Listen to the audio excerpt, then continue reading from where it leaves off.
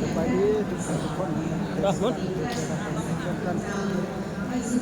เป็นบรรยากาศหลวงพ่อหลวงพี่ครูบาอาจารย์กำลังทำปัตหารบรรยากาศปัตหารเศร้าเนาะช่วงเศร้า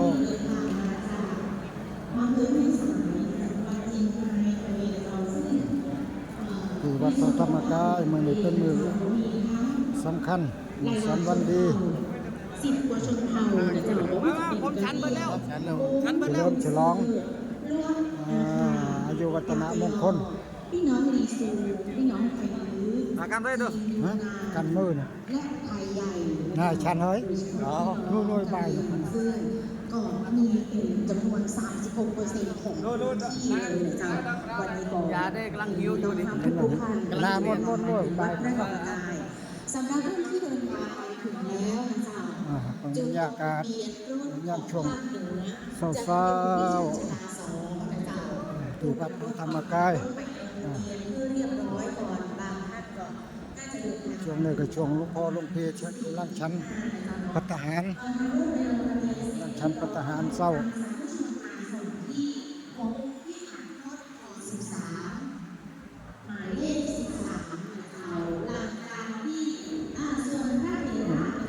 บรรยากาศพระเดชพระคุณเจ้าก็กำลังเดินทางมากำลังมาหอดก็มีบางรูปบางท่านก็มาหอดแต่ช่วงที่3ที่4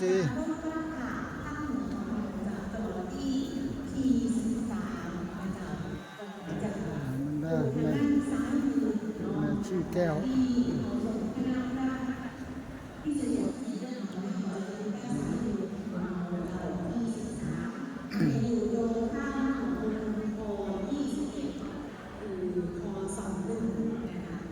หลังจากนั้นส่วนรถตู้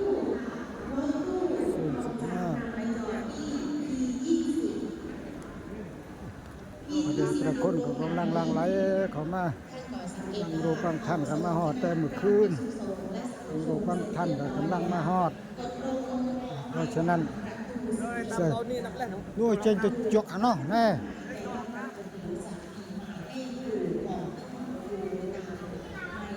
ไอ้นี่ห้องน้ำตอนนี้ก็ตัวห้องน้ำไม่ได้ ตรงนี้หมายเลข11นะตรงไปเลยนะคะตรงไปเสร็จปุ๊บเลี้ยวขวาประมาณ50 เมตรก็จะถึงที่20และของการให้น้อง นี่ห้องน้ำเงินเอาเตร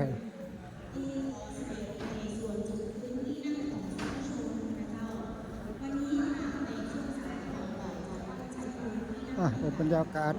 ศฮะ ต้องวุ่นวายมันก็มึงวุ่นวาย จอดทะเบียนโดยรถสั้นจอดทะเบียนโดยรถสั้น ไม่กี่จ่อยเลือด 7 โมง เดี๋ยวถึงจ่อยเลือด โซนเลยโซน15หรือ16มันบนต้องพักในจอดทะเบียนโดยรถสั้น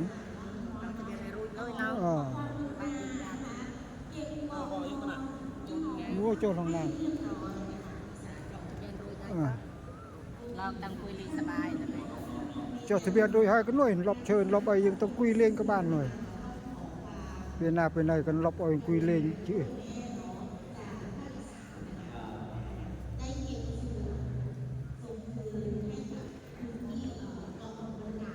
โอ้จบหัวจบกราวละ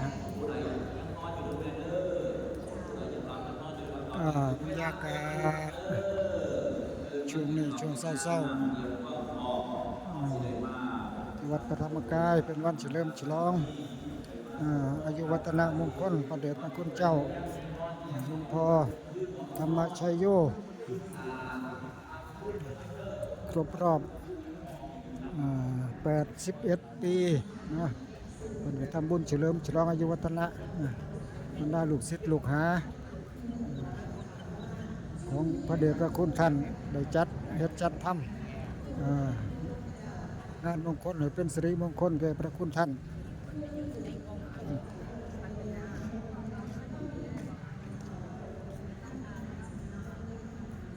บ นั่นลูกคือจดทะเบียนได้บ่บ้านกินบ้านกินตอนนี้อีกน้ำดอตนะตุนอีกน้ำดอตนะบัดโพงบัดก่อนเราเฮ้ยตอนนี้ โอ้ยเรากัดกลุ่มกัดไอ้ขี้เนี่ยบ้านจดทะเบียนจอยเล็งดาวรูกขี้เนี่ยสั้นว่าบอลสเก็ตบ้านไอ้บ้านจดทะเบียนจอยเราคันนี้เราโซนนู่น cho đi ra tập nó muốn bắt nhá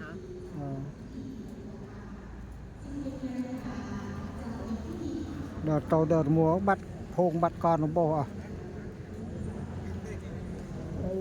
มีปลาตัวนี่สระน้ำคลองน้ำสระน้ำคลองน้ำ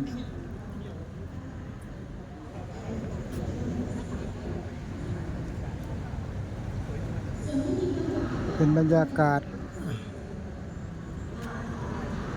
ช่วงเศร้าๆที่วัดพระธรรมกายเนาะมันนี่บรรดาครูบาอาจารย์ทั่วทั้งประเทศทั้งในประเทศและต่างประเทศเรา40,000 กว่ารูป40,000 กว่ารูปที่มาร่วมทำบุญเฉลิมฉลองอายุวัฒนะมงคลให้แก่พระเดชพระคุณท่านหลวงพ่อธรรมชัยโยทำบุญครบรอบ81 ปีซึ่งวันคล้ายวันเกิดฮะบัตรกรอบนี่คุยจกเลยนี่คุยจกกับบ้านเราเลยนี่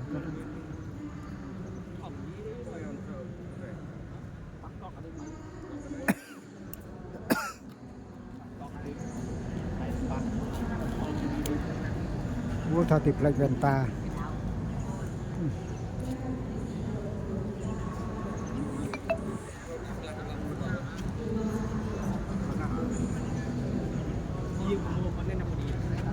ฮะ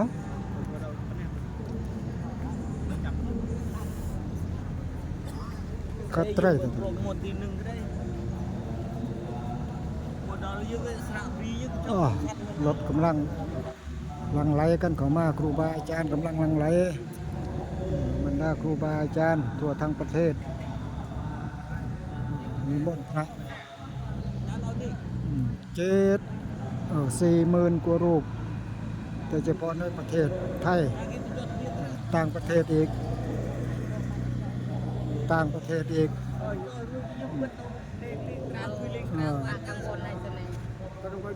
แต่บ่ยังจดทะเบียนโดยให้ในต่อตรากบาล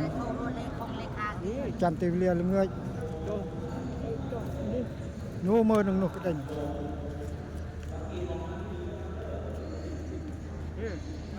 รถ37.532มือหนึ่งภาคงานนะ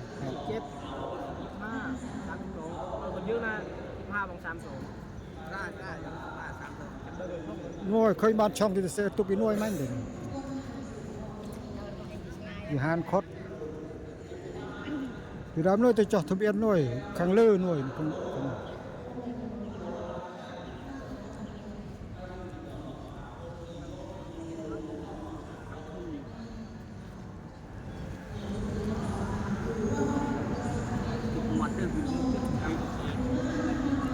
แค่นี้ก่อนนะแค่นี้ก่อนก็จบเพียงแค่นี้ก่อนสบายดีอยู่ดีมีแห้งผู้ทุกคนทั้งในประเทศและต่างประเทศที่รับชมขอจบเพียงแค่นี้ก่อนสบายดี